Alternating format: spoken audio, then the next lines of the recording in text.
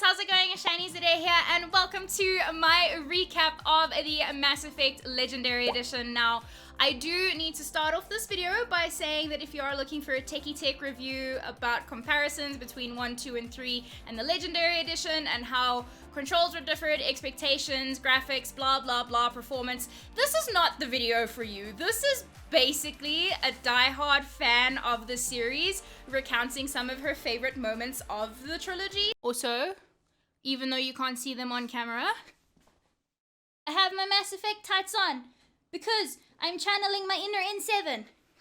And I decided instead of doing a review type piece, I would do these are my favorite moments through gameplay, through cutscenes, and honestly, I was a blubbering mess since the beginning of Mass Effect 1 all the way through to Mass Effect 3 because I had so much nostalgia.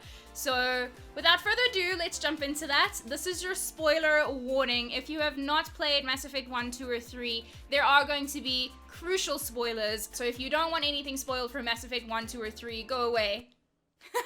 And then come back when you're ready. But otherwise, if you're a fan of the series, as always, please let me know in your comments below if you agree with some of my pieces, if there's stuff that you experienced that you feel connected with, that you want to discuss. Previous N7 days, we've always been talking about, oh, a remaster, and then finally, when it actually happened, it was confirmed, I was straight up in tears. I was just like, oh my God. And then when the trailer came out, the teaser trailer, I was equally in tears, and that was great for me. And then the second I started my playthrough, I clocked 128 hours in Mass Effect 1, 2, and 3. I did everything. It was nice to play some of the DLC I didn't have access to previously. So there were some things that I had fresh eyes on, and then other things, it was just, there's fan favorites and my personal favorite parts. So yeah, let's chat about it. Let's jump into Mass Effect 1 and let's see where we go from there. I did try and play things a little bit differently. I romanced different players. I almost said romance different Sims. Shout out my Sims audience watching this. But I romanced different players. I kept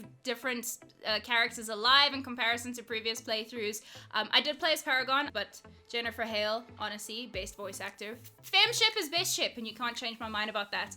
But to start off with, any time that I was in the Mako was an absolute iconic moment. So whether I was skyrimming up a mountain or I was yeeting myself into the abyss, any time with the improved controls, whereas previously I did not look forward to be able to land on a world and have to drive around and all the other stuff and go to all of the points of interest on the map, I was looking forward to driving around in the Mako this time around, and honestly, amazing. They improved the Mako tenfold, and also I only managed to land on the Mako's back once. Also, shout out to the Geth that I drove into / drove over / drove under, and then it got stuck on me, and that had me giggling like a child, so that was fun.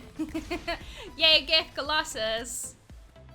Yay for Geth Colossuses. What is the plural of Geth Colossus? Colossi? Colossuses? Colossus. I don't know, decide in the comments. Then also during gameplay, I had Tali be ridiculously over-dramatic during a completely random side mission. I don't even think it's an official side mission, I don't know. I had to follow Pyjax around because someone had picked up a data module or a module or whatever, and then Tali was just ridiculously over-dramatic. He dropped the data module! And then also, while driving around still in the Mako, I accidentally landed on one of the things. That was a little extreme, wasn't it? This is why you humans have such a violent reputation. So that was great. And I also, like, shout out to the general, there's gonna be a lot of shout outs. I've just realized I keep saying shout out, shout out, shout out, shout out. But just general character fidgetiness within the Mass Effect, like, one landscape. So either NPCs who needed to, like, run back to their mark, randomly leaving one of the Cerberus bases, I had the Mako completely freak out, and, like, I looked around, I was like, did anyone else see that? No, they didn't. Okay, clip it for the video. And I also don't remember Tali being extra, like, antsy in the elevator rides. Like, honestly, she was just the entire time, and none of the other characters did this, at least in my playthrough. Special appreciation to the elevator conversation moments, like those small talks between the various characters, and obviously different character pairings will give you different small talk. They're just like, they make Mass Effect 1 and they keep you in the action and they mask the loading screens, and I understand why they did away with them in 2 and 3, but those will always hold a very special place in my heart, and there were too many for me to include in the video, so here's just an honorable mention to all of the small talk that happens in the elevators. Naturally, Mass Effect as a trilogy has incredible writing, has incredible emotionally invoking speeches, but probably one of my favorites throughout the entire trilogy is Captain Kirahi's speech before you're going to assault Saren's base. And I can't include the entire speech here, so I have actually linked that out below.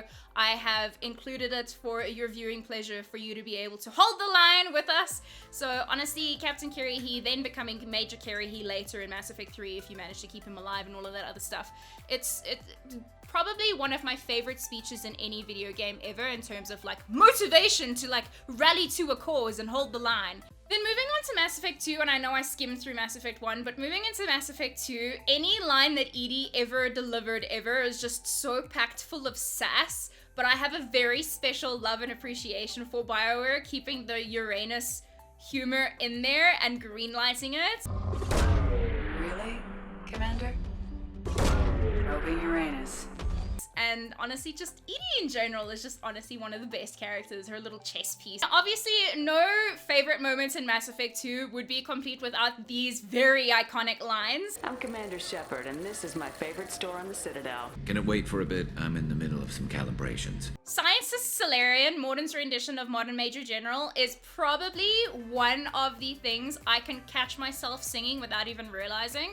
I am the very model of a scientist Salarian. I've studied species Turian, Asari, and Batarian. I'm quite good at genetics as a subset of biology because I am an expert which I know as a tautology. My xenoscience studies range from urban to agrarian. I am the very model of a scientist Salarian.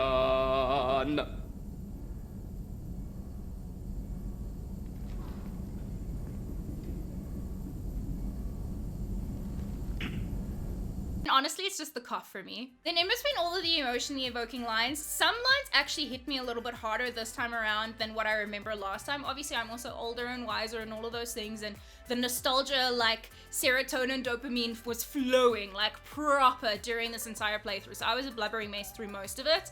But some of the lines honestly hit me a little bit harder than I was expecting them to. Thanks for sharing what you've learned, Morden. Proud to be here, Shepard. Thank you for including me. Shepard, my friend. It's like, I'm so glad I kept you alive on Vermeer.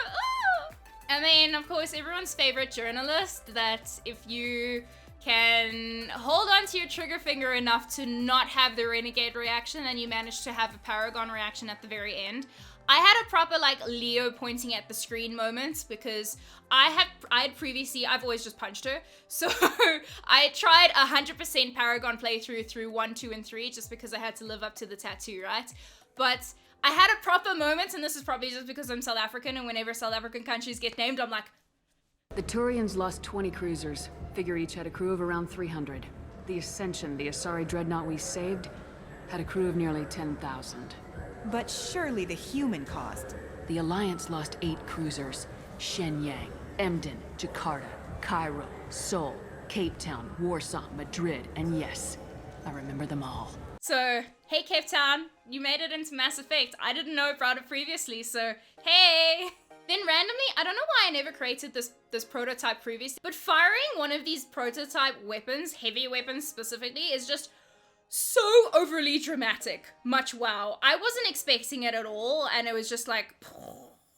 I also got in an elevator and I accidentally left Garrus on a previous floor, and he decided that he was not going to be a Turian left behind, and it was extra dramatic and it made me giggle, and I was like, haha. There are a ton of other reasons why 2 is probably one of the most preferred games of the trilogy by a lot of the fans, and I know I've glossed over like a lot of the stuff, and a lot of stuff is very specific to my like gameplay and my experience, but honestly, you can drop a pin in any form of the dialogue or any form of anything in Mass Effect 2, and everything is just amazing, fantastic. But I do want to move on to Mass Effect 3 just in terms of trying to keep this video as short as possible. And if, like me, you had to hear Morden sing in 2 with the scientist Salarian, him curing the Genophage, the final moments of him curing the Genophage, honestly, I was already a blubbering mess, like I've said countless times already throughout the entirety, but just listening to him like talk about, first of all, the seashells comment where he said he was gonna retire and then go to the beach. I'm like, you'd hate the beach. Like, oh, I might rest taste on the seashells.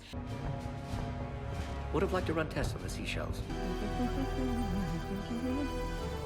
studied species Turian, Salarian, and Batarian. And then he like references it at the end, and then he goes and sings in the I can't. I wish I could have kept Morden alive without also like, it had to be him. Someone else would have gotten it wrong. I also have a very, very special place in my heart for the Krogan, and I'm very sad that there is no Krogan squad mate in the main story of 3, and James Vega is supposed to be the emotional replacement, I guess, but it's just not the same. But Grunt's laugh is always going to be meme worthy, especially since the most recent meme about when I type he, I'm not saying he, it's actually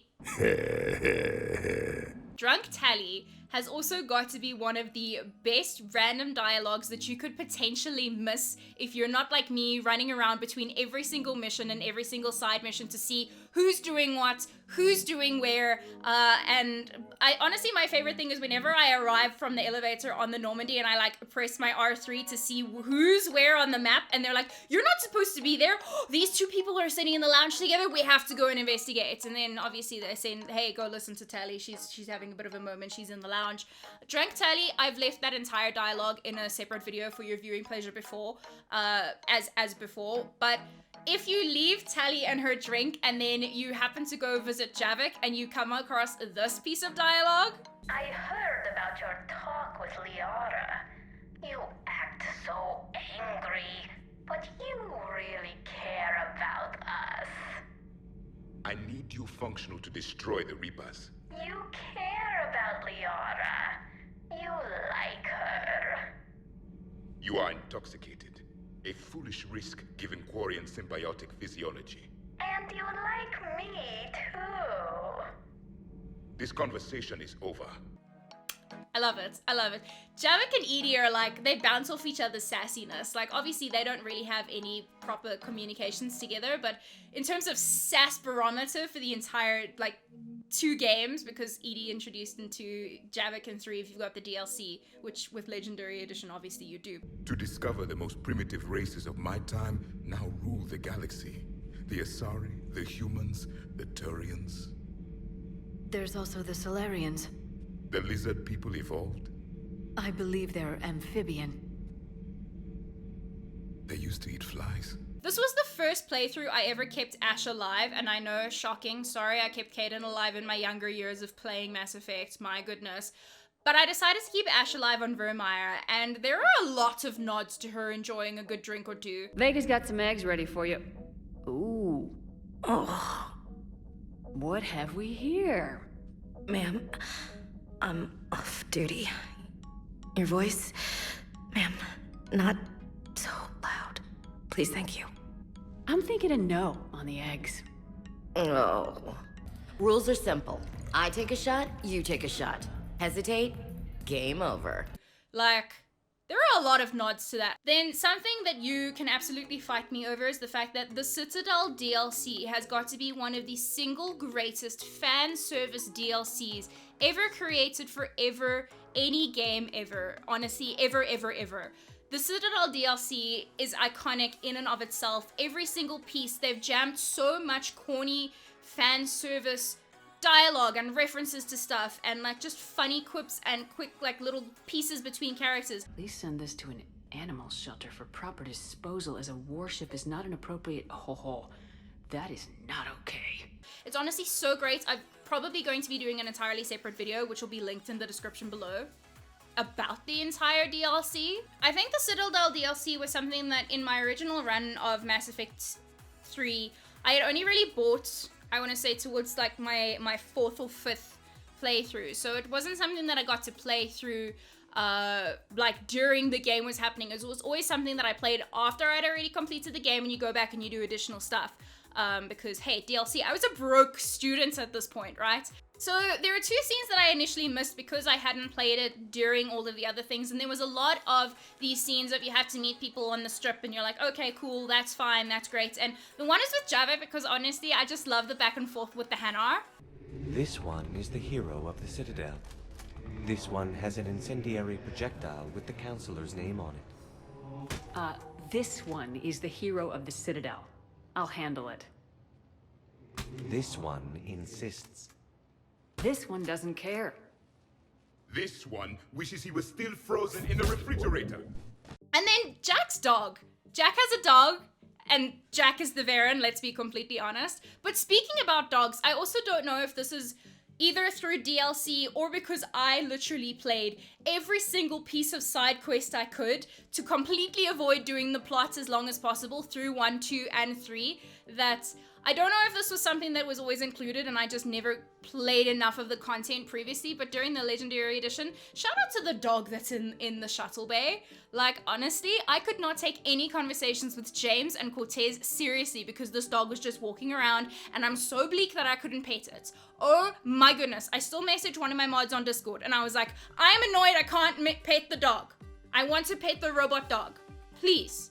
So, big sad about that. Then also just through gameplay, this absolutely terrifying moment with the brute where the brute just came out of nowhere. Like, I knew it was there, but once it came out of the smoke and the ash and the dust and everything, I was like, oh my goodness, I had to clip that because that, I don't know why, I just found it terrifying. Much to many others' disappointment, I didn't romance Garrus.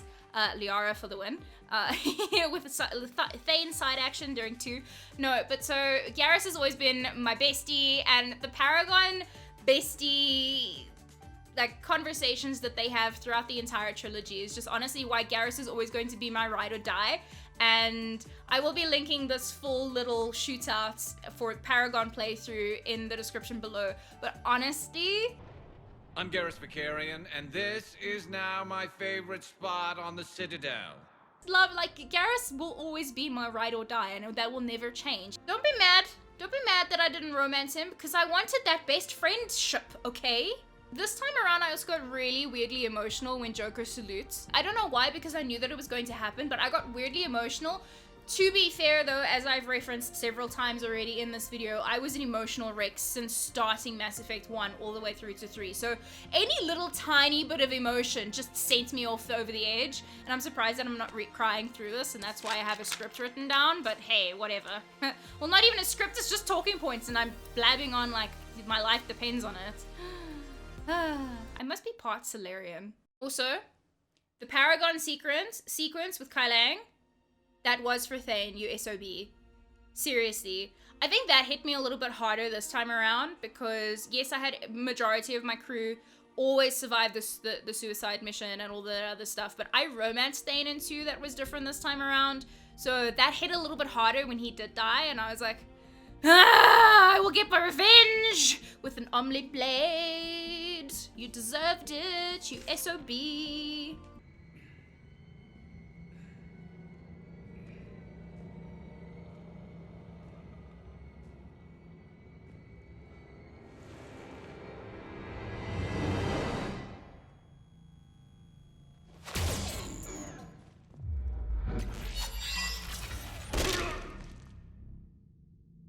Was for Thane, you son of a bitch.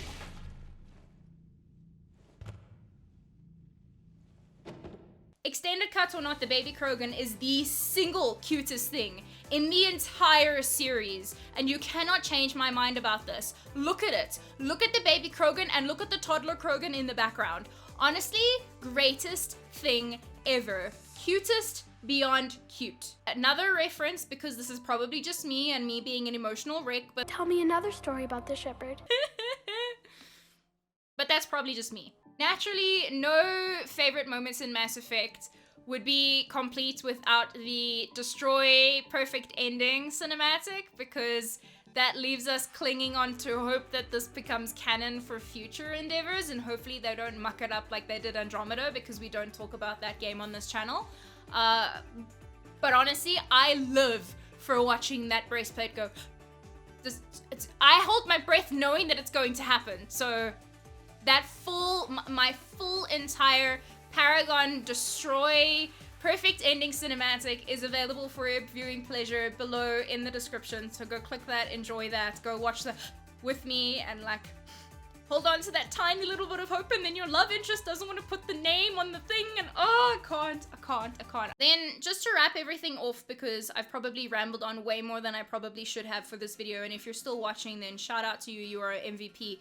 But my, without a shadow of a doubt, favorite piece of dialogue in the entire Mass Effect 1, 2, and 3 trilogy has to be in the Citadel DLC when you're fighting your clone.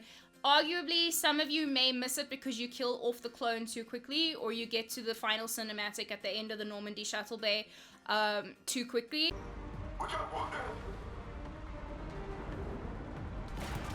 You're just cybernetic, scarred, worn out Cerberus tech.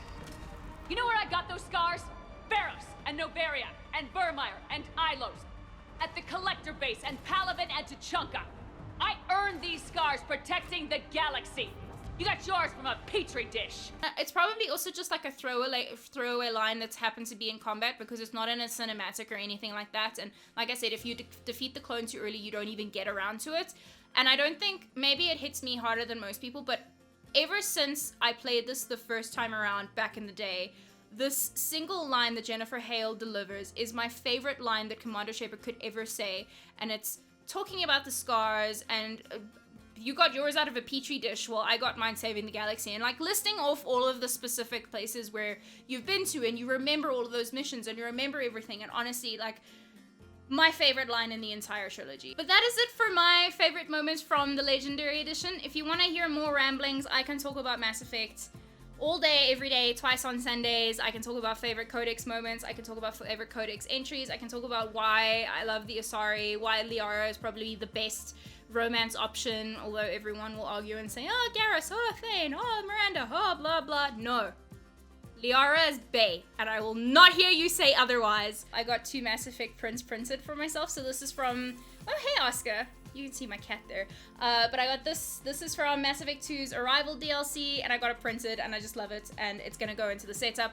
And then I am that softie that got my entire crew with the full party's picture printed, so it could also go in my setup. I am this nerd. Let me know what your favorite moments from Mass Effect Legendary Edition are. If you've played it for the first time, please let me know what your thoughts and opinions were. Who did you romance? Did you play as Paragon, Renegade? Did you mix it up? What were your favorite little pieces of like ode to the series and the trilogy and everything? Are you excited for what's to come in future? Hopefully we don't have another Andromeda mishap. But anyways, that is going to be the video. I hope you guys did enjoy. If you did, as always, make sure to give that like, subscribe if you're new around here. Remember that we're all human differently, and I'll see you guys again soon. Cheers! I am Shani today, and this is my favorite video on the Citadel.